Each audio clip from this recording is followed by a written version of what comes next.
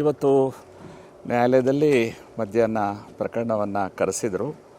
ನಾವು ಹಾಜರಾಗಿದ್ವಿ. ನಾವು ನ್ಯಾಯಾಲಯ ಕೇಳಿದ್ವಿ, ನಾವು ವಾದ ಮಂಡಿಸಬೇಕಾಗಿದೆ. 3ನೇ ತಾರೀಕು ತಾವು ಆದೇಶಕ್ಕಿಟ್ಟಿದ್ರಿ.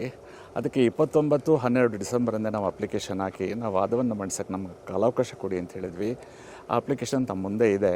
ಅದು ಅಕ್ಸೆಪ್ಟೂ ಆಗಿಲ್ಲ, ರಿಜೆಕ್ಟೂ ಆಗಿಲ್ಲ. ಆ ಕಾರಣಕ್ಕಾಗಿ ನಾವು ವಾದ ಮಾಡಬೇಕು ಅಂತ ಹೇಳಿದ್ವಿ. ಜಡ್ಜು ಇಲ್ಲ, ಸಮಯ ಕೊಡೋಕ್ಕಾಗಲ್ಲ, ನಾನು ಆದೇಶ ಹೊರಡಿಸ್ತೀನಿ ಅಂತ ಹೇಳಿದರು. ಸರಿ, ಹಾಗಲ್ಲ, ನಾವು ವಾದ ಮಾಡಲೇಬೇಕು, ನೀವು ನಮ್ಮ ಅಪ್ಲಿಕೇಶನ್ ರಿಜೆಕ್ಟ್ ಮಾಡೋದ್ರಿಂದ ನಮಗೆ ಅವಕಾಶ ಇದೆ ಅಂತ ಹೇಳಿದ್ವಿ. ಸರಿ, ಮಧ್ಯಾಹ್ನ 3 ಗಂಟೆ ಬನ್ನಿ ಅಂತ ಹೇಳಿದರು. ಮಧ್ಯಾಹ್ನ 3 ಗಂಟೆಗೆ ಬೇರೆ ಬೇರೆ ಪ್ರಕರಣಗಳನ್ನು ಕರೆಸ್ತಾಯಿದ್ರು. ಆಮೇಲೆ ಸುಮಾರು 4 ಗಂಟೆಗೆ 4 ಗಂಟೆ ಟೈಮ್ ನೋಡಿ, 4 ಗಂಟೆಗೆ ಪ್ರಕರಣ ಕರೆಸಿದರು. ಆಮೇಲೆ ನಾನು ಕೋರ್ಟ್ಗೆ ಹೇಳಿದೆ, ಕಂಪ್ಲೇಂಟ್ ರಿಪೋರ್ಟು ಏನು ಪೊಲೀಸರು SIT ಅವರು ಫೈಲ್ ಮಾಡಿದ್ದಾರೆ ಅದು ಮೇಂಟೈನಬಲ್ ಅಲ್ಲ. ಆಮೇಲೆ ಜಡ್ಜ್ ಹೇಳಿದ್ರು, ಹೌದು ಇದು ಇನ್ಕಂಪ್ಲೀಟು ಮತ್ತು ಇನ್ನೂ ಫರ್ದರ್ ಇನ್ವೆಸ್ಟಿಗೇಷನ್ ಮಾಡ್ತೀವಿ ಅಂತ ಹೇಳ್ತಾರೆ ಅಂತ ಹೇಳಿದರು. ಹಾಗಾದರೆ ಇನ್ವೆಸ್ಟಿಗೇಷನ್ ಪೆಂಡಿಂಗ್ ಇರುವಾಗ, ಸಾಕ್ಷ್ಯಾಧಾರಗಳ ಕೊರತೆ ಇರುವಾಗ ಹೇಗೆ ಇದು ಮೇಂಟೈನಬಲ್ ಆಗುತ್ತೆ?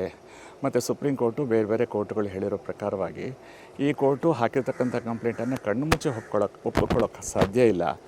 ಜೊತೆಗೆ ಸಾಕ್ಷ್ಯಾಧಾರಗಳ ಕೊರತೆ ಇದೆ. ಆದ್ದರಿಂದ ನಾವು ಆರ್ಗ್ಯುಮೆಂಟ್ ಮಾಡಲೇಬೇಕು ಅಂತ ಹೇಳಿದ್ವಿ. ಮತ್ತು ಜಡ್ಜು 4 ತಿಂಗಳು ತರಬೇತಿಗೆ ಹೋಗ್ತಾ ಇದ್ದಾರೆ. ಇನ್ಚಾರ್ಜ್ ಜಡ್ಜ್ ಮುಂದೆ ಕರೀತಾರೆ. ಪುನಃ ನಾವು ಹೊಸದಾಗಿ ಆರ್ಗ್ಯುಮೆಂಟ್ ಮಾಡಬೇಕು. ಅದಕ್ಕೋಸ್ಕರ ಜಡ್ಜು 23 ಜನವರಿಗೆ ಈ ಪ್ರಕರಣವನ್ನು ಮುಂದೂಡಿದ್ದಾರೆ. ಆ ದಿನ ಬಹುಶಃ ಆರ್ಗ್ಯುಮೆಂಟ್ ಕೇಳ್ತಾರೆ. ನಾವು 3 ಅರ್ಜಿಗಳನ್ನು ಹಾಕಿದ್ದೀವಿ ಇವತ್ತು. ಒಂದು, ಈ ವಿಕ್ಟಿಮ್ ಸ್ಟೇಟಸ್ ಅನ್ನತಕ್ಕಂಥ ಒಂದು ಏನು ಆರ್ಗ್ಯುಮೆಂಟು ಮೊನ್ನೆ ಹಿರಿಯ ವಕೀಲರು CV ನಾಗೇಶ್ವರ್ ಮಾಡಿದರು, ಅದರ ಬಗ್ಗೆ ಒಂದು ತಕರಾರು, ವಿವರವಾದ ತಕರಾರು.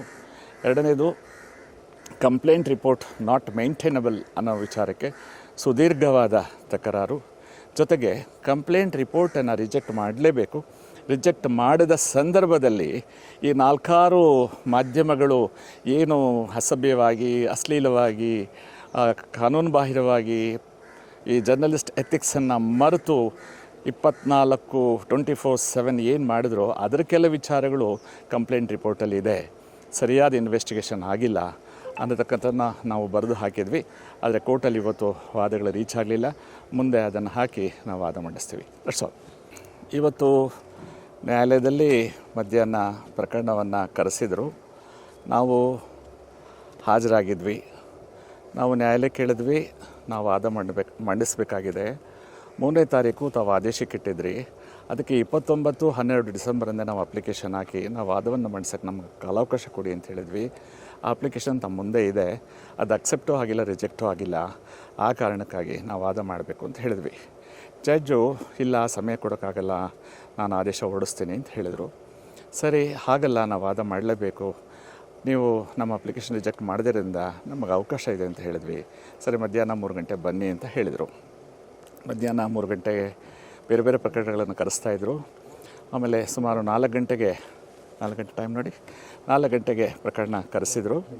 ಆಮೇಲೆ ನಾನು ಕೋರ್ಟ್ಗೆ ಹೇಳಿದೆ, ಕಂಪ್ಲೇಂಟ್ ರಿಪೋರ್ಟು ಏನು ಪೊಲೀಸರು SIT ಅವರು ಫೈಲ್ ಮಾಡಿದ್ದಾರೆ ಅದು ಮೇಂಟೈನಬಲ್ ಅಲ್ಲ. ಆಮೇಲೆ ಜಡ್ಜ್ ಹೇಳಿದ್ರು, ಹೌದು ಇದು ಇನ್ಕಂಪ್ಲೀಟು ಮತ್ತು ಇನ್ನೂ ಫರ್ದರ್ ಇನ್ವೆಸ್ಟಿಗೇಷನ್ ಮಾಡ್ತೀವಿ ಅಂತ ಹೇಳ್ತಾರೆ ಅಂತ ಹೇಳಿದರು. ಹಾಗಾದರೆ ಇನ್ವೆಸ್ಟಿಗೇಷನ್ ಪೆಂಡಿಂಗ್ ಇರುವಾಗ, ಸಾಕ್ಷ್ಯಾಧಾರಗಳ ಕೊರತೆ ಇರುವಾಗ ಹೇಗೆ ಇದು ಮೇಂಟೈನಬಲ್ ಆಗುತ್ತೆ? ಮತ್ತು ಸುಪ್ರೀಂ ಕೋರ್ಟು ಬೇರೆ ಬೇರೆ ಕೋರ್ಟ್ಗಳು ಹೇಳಿರೋ ಪ್ರಕಾರವಾಗಿ ಈ ಕೋರ್ಟು ಹಾಕಿರ್ತಕ್ಕಂಥ ಕಂಪ್ಲೇಂಟನ್ನು ಕಣ್ಣು ಮುಚ್ಚಿ ಒಪ್ಪಿಕೊಳ್ಳೋಕ್ಕೆ ಸಾಧ್ಯ ಇಲ್ಲ. ಜೊತೆಗೆ ಸಾಕ್ಷ್ಯಾಧಾರಗಳ ಕೊರತೆ ಇದೆ. ಆದ್ದರಿಂದ ನಾವು ಆರ್ಗ್ಯುಮೆಂಟ್ ಮಾಡಲೇಬೇಕು ಅಂತ ಹೇಳಿದ್ವಿ. ಮತ್ತು ಜಡ್ಜು 4 ತಿಂಗಳು ತರಬೇತಿಗೆ ಹೋಗ್ತಾ ಇದ್ದಾರೆ. ಇನ್ಚಾರ್ಜ್ ಜಡ್ಜ್ ಮುಂದೆ ಕರೀತಾರೆ. ಪುನಃ ನಾವು ಹೊಸದಾಗಿ ಆರ್ಗ್ಯುಮೆಂಟ್ ಮಾಡಬೇಕು. ಅದಕ್ಕೋಸ್ಕರ ಜಡ್ಜು 23 ಜನವರಿಗೆ ಈ ಪ್ರಕರಣವನ್ನು ಮುಂದೂಡಿದ್ದಾರೆ. ಆ ದಿನ ಬಹುಶಃ ಆರ್ಗ್ಯುಮೆಂಟ್ ಕೇಳ್ತಾರೆ. ನಾವು 3 ಅರ್ಜಿಗಳನ್ನು ಹಾಕಿದ್ದೀವಿ ಇವತ್ತು. ಒಂದು, ಈ ವಿಕ್ಟಿಮ್ ಸ್ಟೇಟಸ್ ಅನ್ನತಕ್ಕಂಥ ಒಂದು ಏನು ಆರ್ಗ್ಯುಮೆಂಟು ಮೊನ್ನೆ ಹಿರಿಯ ವಕೀಲರು CV ನಾಗೇಶ್ವರ್ ಮಾಡಿದರು, ಅದರ ಬಗ್ಗೆ ಒಂದು ತಕರಾರು, ವಿವರವಾದ ತಕರಾರು. ಎರಡನೇದು, ಕಂಪ್ಲೇಂಟ್ ರಿಪೋರ್ಟ್ ನಾಟ್ ಮೇಂಟೈನಬಲ್ ಅನ್ನೋ ವಿಚಾರಕ್ಕೆ ಸುದೀರ್ಘವಾದ ತಕರಾರು. ಜೊತೆಗೆ ಕಂಪ್ಲೇಂಟ್ ರಿಪೋರ್ಟನ್ನು ರಿಜೆಕ್ಟ್ ಮಾಡಲೇಬೇಕು. ರಿಜೆಕ್ಟ್ ಮಾಡಿದ ಸಂದರ್ಭದಲ್ಲಿ ಈ 4 ಮಾಧ್ಯಮಗಳು ಏನು ಅಸಭ್ಯವಾಗಿ, ಅಶ್ಲೀಲವಾಗಿ, ಕಾನೂನುಬಾಹಿರವಾಗಿ ಈ ಜರ್ನಲಿಸ್ಟ್ ಎಥಿಕ್ಸನ್ನು ಮರೆತು 24/7 ಏನು ಮಾಡಿದ್ರೋ ಅದರ ಕೆಲ ವಿಚಾರಗಳು ಕಂಪ್ಲೇಂಟ್ ರಿಪೋರ್ಟಲ್ಲಿ ಇದೆ. ಸರಿಯಾದ ಇನ್ವೆಸ್ಟಿಗೇಷನ್ ಆಗಿಲ್ಲ ಅನ್ನತಕ್ಕಂಥದ್ದನ್ನ ನಾವು ಬರೆದು ಹಾಕಿದ್ವಿ. ಆದರೆ ಕೋರ್ಟಲ್ಲಿ ಇವತ್ತು ವಾದಗಳು ರೀಚ್ ಆಗಲಿಲ್ಲ. ಮುಂದೆ ಅದನ್ನು ಹಾಕಿ ನಾವು ಇವತ್ತು ನ್ಯಾಯಾಲಯದಲ್ಲಿ ಮಧ್ಯಾಹ್ನ ಪ್ರಕರಣವನ್ನು ಕರೆಸಿದರು. ನಾವು ಹಾಜರಾಗಿದ್ವಿ. ನಾವು ನ್ಯಾಯಾಲಯಕ್ಕೆ ಕೇಳಿದ್ವಿ, ನಾವು ವಾದ ಮಂಡಿಸಬೇಕಾಗಿದೆ. 3ನೇ ತಾರೀಕು ತಾವು ಆದೇಶಕ್ಕಿಟ್ಟಿದ್ರಿ. ಅದಕ್ಕೆ 29/12 ಡಿಸೆಂಬರಿಂದ ನಾವು ಅಪ್ಲಿಕೇಶನ್ ಹಾಕಿ ನಾವು ವಾದವನ್ನು ಮಂಡಿಸೋಕ್ಕೆ ನಮ್ಗೆ ಕಾಲಾವಕಾಶ ಕೊಡಿ ಅಂತ ಹೇಳಿದ್ವಿ. ಆ ಅಪ್ಲಿಕೇಶನ್ ತಮ್ಮ ಮುಂದೆ ಇದೆ. ಅದು ಅಕ್ಸೆಪ್ಟೂ ಆಗಿಲ್ಲ, ರಿಜೆಕ್ಟೂ ಆಗಿಲ್ಲ. ಆ ಕಾರಣಕ್ಕಾಗಿ ನಾವು ವಾದ ಮಾಡಬೇಕು ಅಂತ ಹೇಳಿದ್ವಿ. ಜಡ್ಜು ಇಲ್ಲ, ಸಮಯ ಕೊಡೋಕ್ಕಾಗಲ್ಲ, ನಾನು ಆದೇಶ ಹೊರಡಿಸ್ತೀನಿ ಅಂತ ಹೇಳಿದರು. ಸರಿ, ಹಾಗಲ್ಲ, ನಾವು ವಾದ ಮಾಡಲೇಬೇಕು, ನೀವು ನಮ್ಮ ಅಪ್ಲಿಕೇಶನ್ ರಿಜೆಕ್ಟ್ ಮಾಡೋದ್ರಿಂದ ನಮಗೆ ಅವಕಾಶ ಇದೆ ಅಂತ ಹೇಳಿದ್ವಿ. ಸರಿ, ಮಧ್ಯಾಹ್ನ 3 ಗಂಟೆ ಬನ್ನಿ ಅಂತ ಹೇಳಿದರು. ಮಧ್ಯಾಹ್ನ 3 ಗಂಟೆಗೆ ಬೇರೆ ಬೇರೆ ಪ್ರಕರಣಗಳನ್ನು ಕರೆಸ್ತಾಯಿದ್ರು. ಆಮೇಲೆ ಸುಮಾರು 4 ಗಂಟೆ ಟೈಮ್ ನೋಡಿ, 4 ಗಂಟೆಗೆ ಪ್ರಕರಣ ಕರೆಸಿದರು. ಆಮೇಲೆ ನಾನು ಕೋರ್ಟ್ಗೆ ಹೇಳಿದೆ, ಕಂಪ್ಲೇಂಟ್ ರಿಪೋರ್ಟು ಏನು ಪೊಲೀಸರು SIT ಅವರು ಫೈಲ್ ಮಾಡಿದ್ದಾರೆ ಅದು ಮೇಂಟೈನಬಲ್ ಅಲ್ಲ. ಆಮೇಲೆ ಜಡ್ಜ್ ಹೇಳಿದ್ರು, ಹೌದು ಇದು ಇನ್ಕಂಪ್ಲೀಟು ಮತ್ತು ಇನ್ನೂ ಫರ್ದರ್ ಇನ್ವೆಸ್ಟಿಗೇಷನ್ ಮಾಡ್ತೀವಿ ಅಂತ ಹೇಳ್ತಾರೆ ಅಂತ ಹೇಳಿದರು. ಹಾಗಾದರೆ ಇನ್ವೆಸ್ಟಿಗೇಷನ್ ಪೆಂಡಿಂಗ್ ಇರುವಾಗ, ಸಾಕ್ಷ್ಯಾಧಾರಗಳ ಕೊರತೆ ಇರುವಾಗ ಹೇಗೆ ಇದು ಮೇಂಟೈನಬಲ್ ಆಗುತ್ತೆ? ಮತ್ತು ಸುಪ್ರೀಂ ಕೋರ್ಟು ಬೇರೆ ಬೇರೆ ಕೋರ್ಟುಗಳು ಹೇಳಿರೋ ಪ್ರಕಾರವಾಗಿ ಈ ಕೋರ್ಟು ಹಾಕಿರ್ತಕ್ಕಂಥ ಕಂಪ್ಲೇಂಟನ್ನು ಕಣ್ಣು ಮುಚ್ಚಿ ಒಪ್ಪಿಕೊಳ್ಳೋಕ್ಕೆ ಸಾಧ್ಯ ಇಲ್ಲ.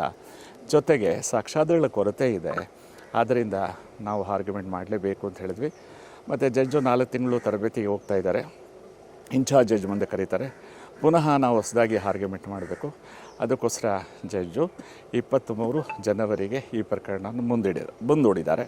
ಆ ದಿನ ಬಹುಶಃ ಆರ್ಗ್ಯುಮೆಂಟ್ ಕೇಳ್ತಾರೆ. ನಾವು 3 ಅರ್ಜಿಗಳನ್ನು ಹಾಕಿದ್ದೀವಿ ಇವತ್ತು. ಒಂದು, ಈ ವಿಕ್ಟಿಮ್ ಸ್ಟೇಟಸ್ ಅನ್ನತಕ್ಕಂಥ ಒಂದು ಏನು ಆರ್ಗ್ಯುಮೆಂಟು ಮೊನ್ನೆ ಹಿರಿಯ ವಕೀಲರು CV ನಾಗೇಶ್ವರ್ ಮಾಡಿದರು, ಅದರ ಬಗ್ಗೆ ಒಂದು ತಕರಾರು, ವಿವರವಾದ ತಕರಾರು. ಎರಡನೇದು, ಕಂಪ್ಲೇಂಟ್ ರಿಪೋರ್ಟ್ ನಾಟ್ ಮೇಂಟೈನಬಲ್ ಅನ್ನೋ ವಿಚಾರಕ್ಕೆ ಸುದೀರ್ಘವಾದ ತಕರಾರು. ಜೊತೆಗೆ ಕಂಪ್ಲೇಂಟ್ ರಿಪೋರ್ಟನ್ನು ರಿಜೆಕ್ಟ್ ಮಾಡಲೇಬೇಕು. ರಿಜೆಕ್ಟ್ ಮಾಡಿದ ಸಂದರ್ಭದಲ್ಲಿ ಈ 4 ಮಾಧ್ಯಮಗಳು ಏನು ಅಸಭ್ಯವಾಗಿ, ಅಶ್ಲೀಲವಾಗಿ, ಕಾನೂನುಬಾಹಿರವಾಗಿ ಈ ಜರ್ನಲಿಸ್ಟ್ ಎಥಿಕ್ಸನ್ನು ಮರೆತು 24/7 ಏನು ಮಾಡಿದ್ರೋ ಅದರ ಕೆಲ ವಿಚಾರಗಳು ಕಂಪ್ಲೇಂಟ್ ರಿಪೋರ್ಟಲ್ಲಿ ಇದೆ. ಸರಿಯಾದ ಇನ್ವೆಸ್ಟಿಗೇಷನ್ ಆಗಿಲ್ಲ ಅನ್ನತಕ್ಕಂಥದ್ದನ್ನ ನಾವು ಬರೆದು ಹಾಕಿದ್ವಿ. ಆದರೆ ಕೋರ್ಟಲ್ಲಿ ಇವತ್ತು ವಾದಗಳು ರೀಚ್ ಆಗಲಿಲ್ಲ. ಇವತ್ತು ನ್ಯಾಯಾಲಯದಲ್ಲಿ ಮಧ್ಯಾಹ್ನ ಪ್ರಕರಣವನ್ನು ಕರೆಸಿದರು.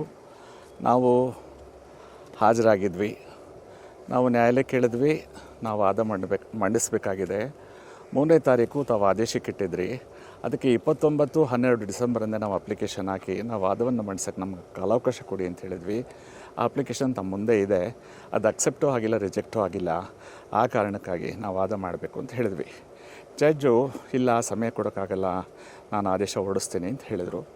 ಸರಿ, ಹಾಗಲ್ಲ, ನಾವು ವಾದ ಮಾಡಲೇಬೇಕು, ನೀವು ನಮ್ಮ ಅಪ್ಲಿಕೇಶನ್ ರಿಜೆಕ್ಟ್ ಮಾಡೋದ್ರಿಂದ ನಮಗೆ ಅವಕಾಶ ಇದೆ ಅಂತ ಹೇಳಿದ್ವಿ. ಸರಿ, ಮಧ್ಯಾಹ್ನ 3 ಗಂಟೆ ಬನ್ನಿ ಅಂತ ಹೇಳಿದರು.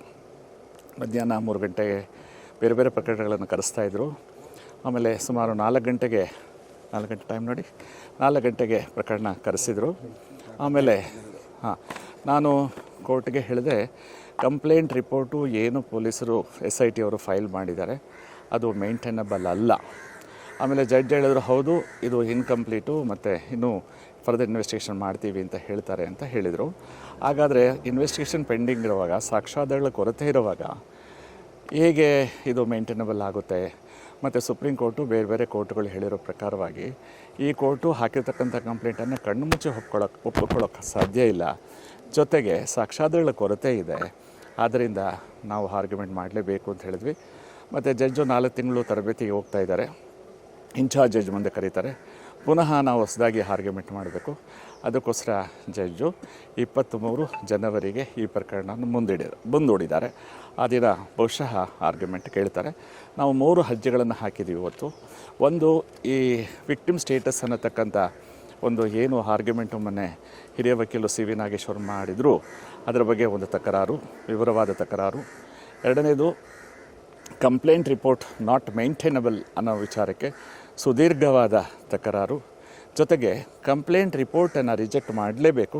ರಿಜೆಕ್ಟ್ ಮಾಡಿದ ಸಂದರ್ಭದಲ್ಲಿ ಈ 4 ಮಾಧ್ಯಮಗಳು ಏನು ಅಸಭ್ಯವಾಗಿ, ಅಶ್ಲೀಲವಾಗಿ, ಕಾನೂನುಬಾಹಿರವಾಗಿ ಈ ಜರ್ನಲಿಸ್ಟ್ ಎಥಿಕ್ಸನ್ನು ಮರೆತು 24/7 ಏನು ಮಾಡಿದ್ರೋ ಅದರ ಕೆಲ ವಿಚಾರಗಳು ಕಂಪ್ಲೇಂಟ್ ರಿಪೋರ್ಟಲ್ಲಿದೆ.